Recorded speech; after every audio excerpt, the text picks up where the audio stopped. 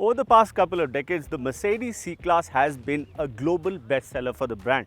In fact, they've sold over 10.5 million units of the car worldwide. And in India too, it's been a success, because before the A-Class came along, the C-Class was the entry point to the three-pointed star. Of course, that has changed slightly. But what we're driving today is the latest variation of the C-Class. This is the 5th generation car, and like its predecessor, it's modelled on their range-topping S-Class saloon. So if you look at the design, it offers an S-Class experience, but does it offer the S-Class experience when you look at the interiors, the comfort, the luxury and the technology? Well, we intend to find out exactly that in our drive today.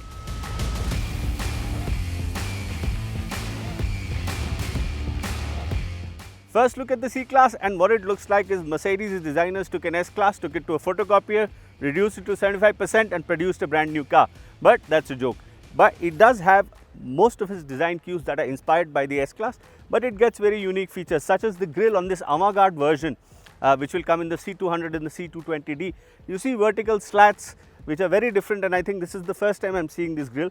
You get LED headlights, you get 17-inch wheels, finished in a dual tone finish. You get a strong character line that runs along the side of the car. You also get very similar looking tail lamps to what the S-Class has. And in fact, the boot design is quite nice. It's almost like it has a small spoiler on top of it.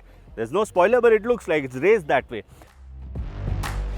Obviously, design touches like the boot lid or the front end are also greatly inspired by how the aerodynamics works, and this is one of the most aerodynamically efficient cars in the world with a CD value of just 0.24.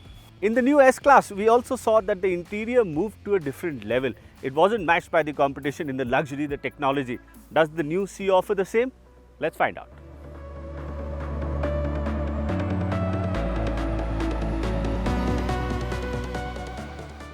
Well, get into the C-Class's interiors and you do get a feeling of something new in the segment. The interior is of course dominated by this 11.9-inch touchscreen shaped like a tablet right in front of you.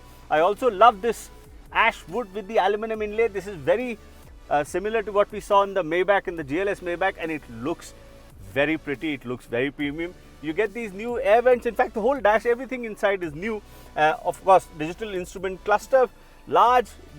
You can customize the display. There's lots of settings. You also get a lot of ADAS functions, including automatic collision mitigation. So if you are not a fan of ADAS functions like I'm not, you will have to switch them off through the touchscreen. You also get a new steering wheel. The seats are quite nice, and overall the interior will be offered in 3 different color options for the C200 and C220D. There's also a C300 which gets a slightly different interior, and I think all 3 options look quite good. In fact, some of the design touches like these floating door handles are absolutely fantastic. You also get a panoramic sunroof, and I think despite the segment being extremely competitive, the C with its list of features, with its safety features, with the big touchscreen, digital display, the way it's finished, the way everything feels, is quite a premium product and does set a new standard for its segment.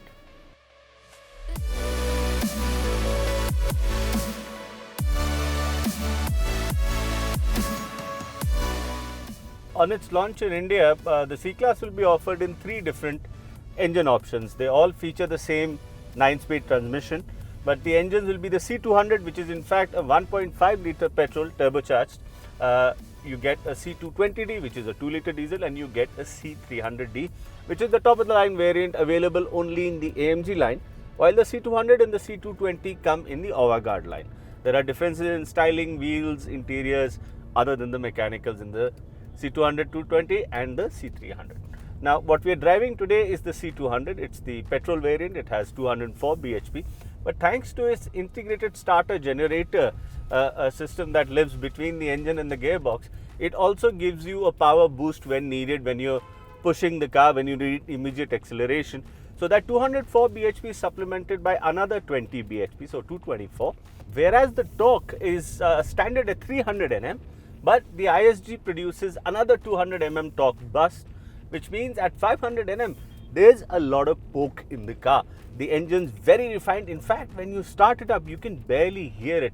So I think that is very good. The refinement levels are obviously a notch above the previous generation car. The steering also feels pretty good. You drive it, the feedback is quite decent. It's quite direct and it's quite fun to drive.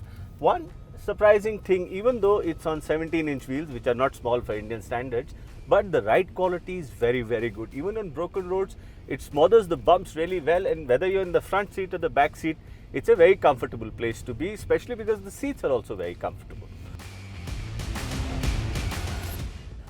If there are some things in the C-Class that can be improved upon, well, one, the gearbox, even in its latest iteration with the extra torque and everything, still feels a bit sort of reluctant. It hunts a little bit, especially at low throttle inputs and low speeds. You feel like the gearbox is going into too high a gear, maybe for efficiency purposes, because the C-Class's efficiency, the new figures are also quite remarkable. Because of the IHG system, the diesel especially gives a lot of fuel efficiency and a decent amount of performance. Both the C200 and the 220D do the 0 to 100 mark in 7.3 seconds.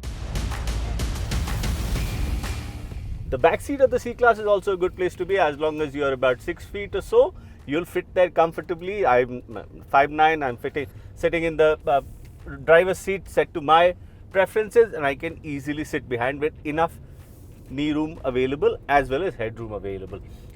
Overall then, the C-Class offers a lot to the luxury customer. Even though it's one of the smallest sedans that Mercedes sells, the new touchscreen, the Mercedes Me system, the NTG multimedia system, and all the technology built into it really does shine. The new engines work very well. It's really good to drive. The ride quality is a big addition, and I think it's a very, very competent and a very strong package for the segment.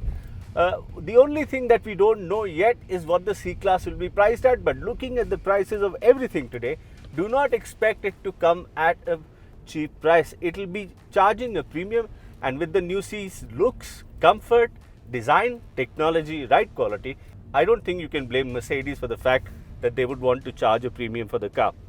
It really is a very strong package.